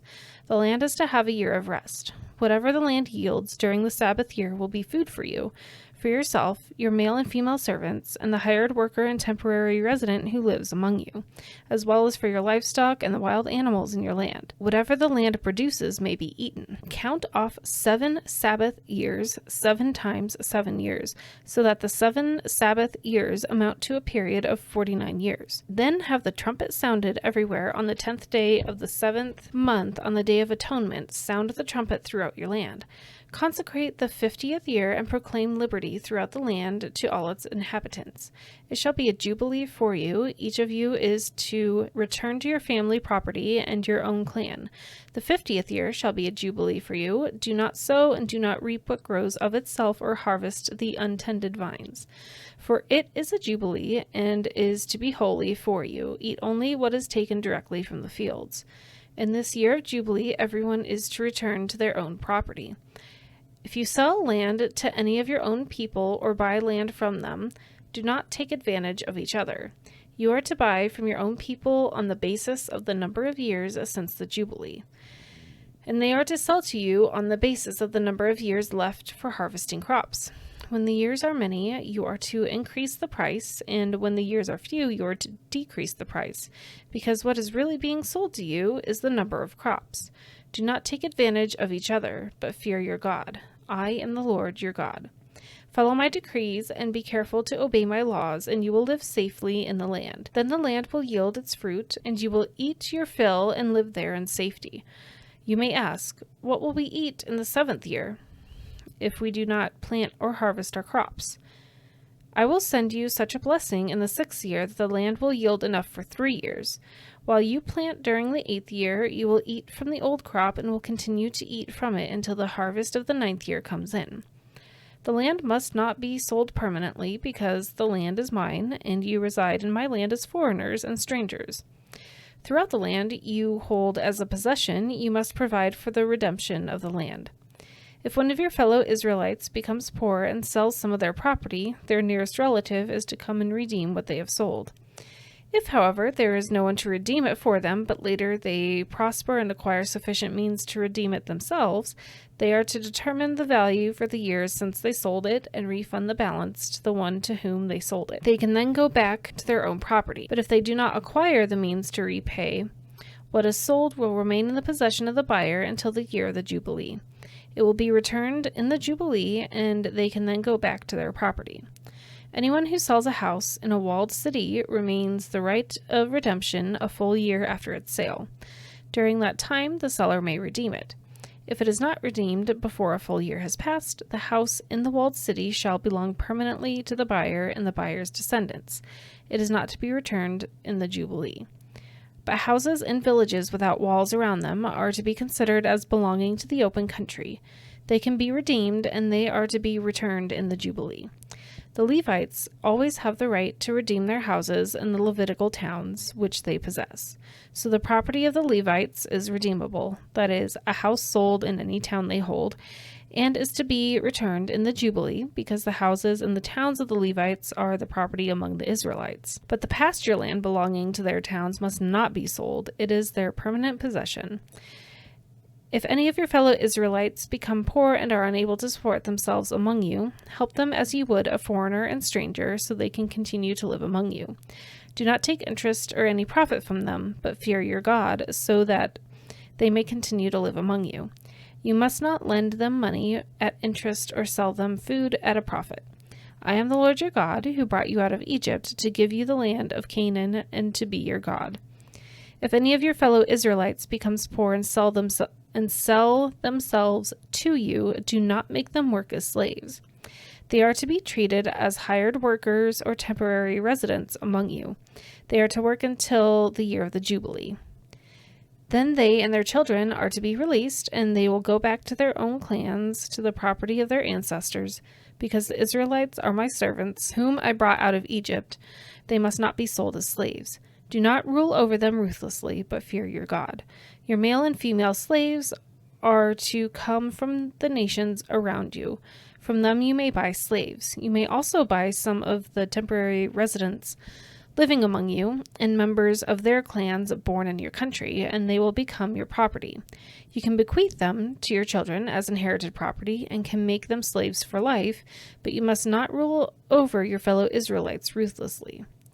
If a foreigner residing among you becomes rich, and any of your fellow Israelites become poor and sell themselves to the foreigner or to a member of the foreigner's clan, they retain the right of redemption after they have sold themselves. One of their relatives may redeem them. An uncle or a cousin or any blood relative in their clan may redeem them. Or if they prosper, they may redeem themselves. They and their buyer are to count the time from the year they sold themselves up to the year of the Jubilee. The price for their release is to be based on the rate paid to a hired worker for that number of years.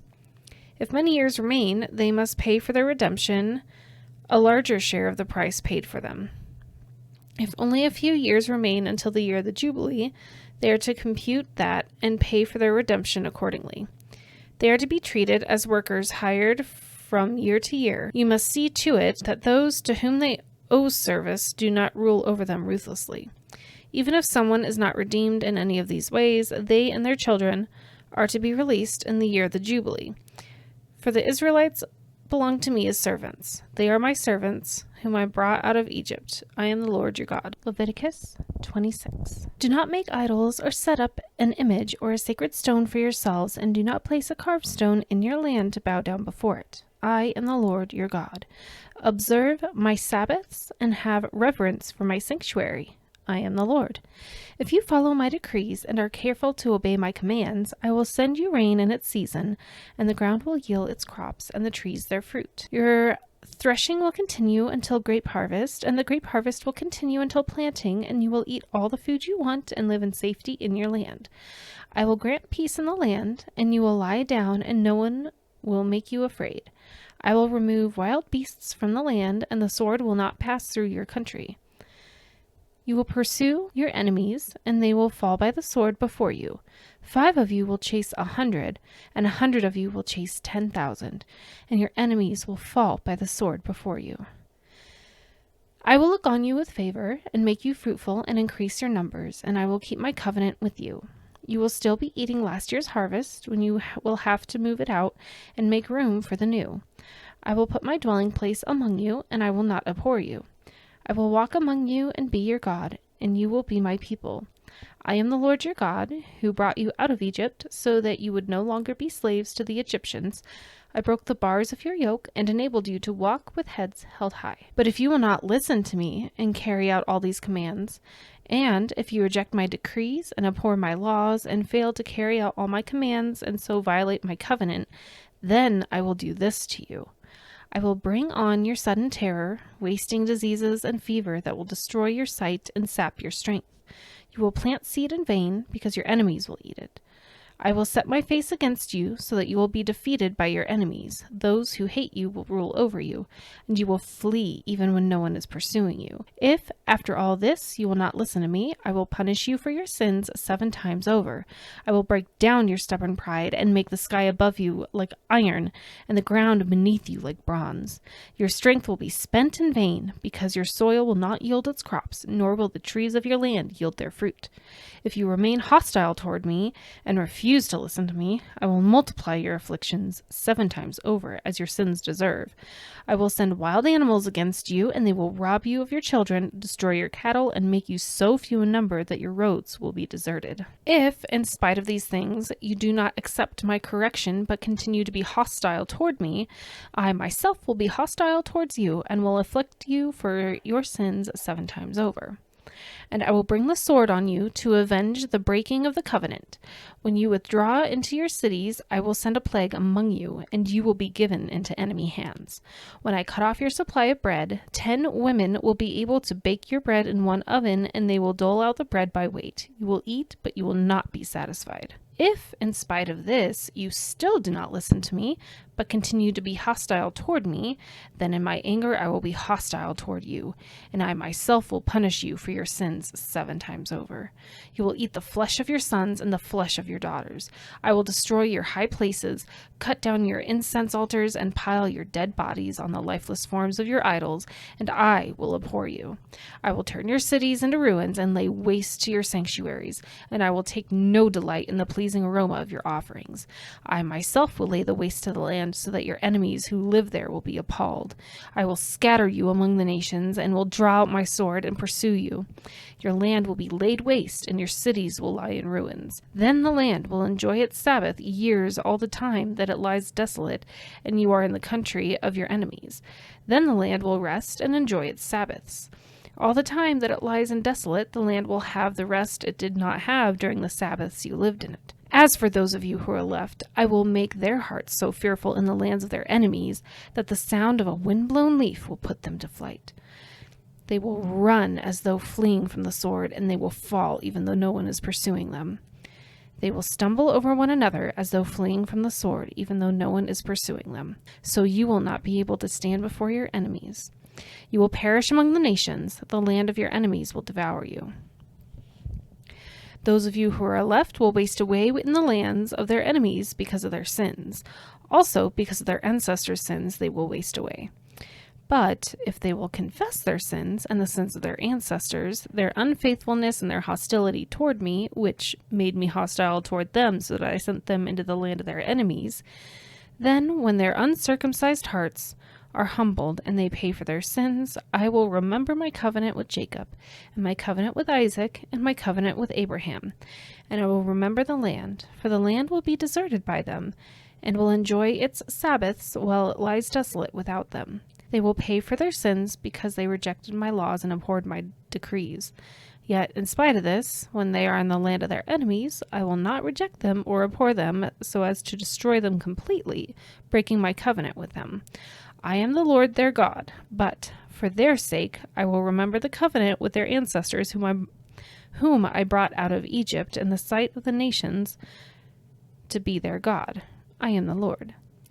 These are my decrees, the laws and the regulations that the Lord established at Mount Sinai between himself and the Israelites through Moses. Leviticus 27. The Lord said to Moses, "Speak to the Israelites and say to them, if anyone makes a special vow to dedicate a person to the Lord by giving the equivalent value, set the value of a male between the ages of 20 and 60 at 50 shekels of silver, according to the sanctuary shekel. For a female, set her value at 30 shekels. For a person between the ages of 5 and 20, set the value of a male at 20 shekels, and of a female at 10 shekels. For a person between 1 month and 5 years, set the value of a male at 5 shekels of silver, and that of a female at 3 shekels of silver. For a person 60 years old or more, set the value of a male at 15 shekels and a female at 10 shekels. If anyone making the vow is too poor to pay the specified amount, the person being dedicated is to be presented to the priest, who will set the value according to what the one making the vow can afford. If what they vowed is an animal that is acceptable as an offering to the Lord, such an animal given to the Lord becomes holy. They must not exchange it or substitute a good one for a bad one, or a bad one for a good one. If they should substitute one animal for another, both it and the substitute become holy. If what they vowed is a ceremonially unclean animal, one that is not acceptable as an offering to the Lord, the animal must be presented to the priest, who will judge its quality as good or bad. Whatever the value the priest then sets, that is what it will be. If the owner wishes to redeem the animal, a fifth must be added to its value. If anyone dedicates their house as something holy to the Lord, the priest will judge its quality as good or bad. Whatever value the priest then sets, so it will remain. If the one who dedicates their house wishes to redeem it, they must add a fifth to its value, and the house will again become theirs. If anyone dedicates to the Lord part of their family land, its value is to be set according to the amount of seed required for it, 50 shekels of silver to a homer of barley seed. If they dedicate a field during the year of Jubilee, the value that has been set remains. But if they dedicate a field after the Jubilee, the priest will determine the value according to the number of years that remain until the next year of Jubilee, and its set value will be reduced. If the one who dedicates the field wishes to redeem it, they must add a fifth to its value, and the field will again become theirs. If, however, they do not redeem the field, or if they have sold it to someone else, it can never be redeemed. When the field is released in the Jubilee, it will become holy. Like a field devoted to the Lord, it will become priestly property. If anyone dedicates to the Lord a field they have bought, which is not part of their family land, the priest will determine its value up to the year of Jubilee, and the owner must pay its value on that day as something holy to the Lord. In the year of Jubilee, the field will revert to the person from whom it was bought, the one whose land it was. Every value is to be set according to the sanctuary shekel, 20 gerahs to the shekel. No one, however, may dedicate the firstborn of an animal, since the firstborn already belongs to the Lord, whether an ox or a sheep, it is the Lord's. If it is one of the unclean animals, it may be brought back at its set value, adding a fifth of the value to it. If it is not redeemed, it is to be sold at its set value.